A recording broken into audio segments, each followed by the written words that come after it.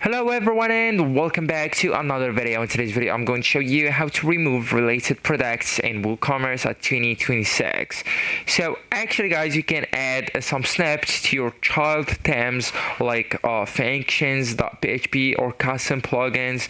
So as you can see, or as I said, you can remove related products with code that's recommended. Okay, so this completely disabled the related products section and works on all products and no plugins needed, and that's best for performance and simplicity. But I prefer in this video to show you how to remove related products using a plugin, because some of you will have some problems with coding or with adding the codes on the WooCommerce. Okay, so this method is generally understandable for all of you. All right, so you will need just go with the plugins right here on the left hand menu. You will need to select plugins and then just go with Bow's plugins.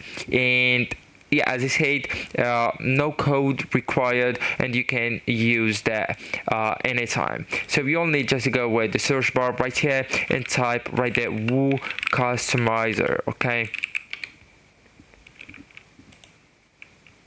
so that's the option by Kyra. Just click it and then you will need just to go and click on download. Okay, so after downloading it, you will need just go ahead and activate it, and then just go with Woo Customizer plugin. You will find it just like WooCommerce right here on the left hand menu. So you'll need just to click it and then click on products page and toggle the related products off.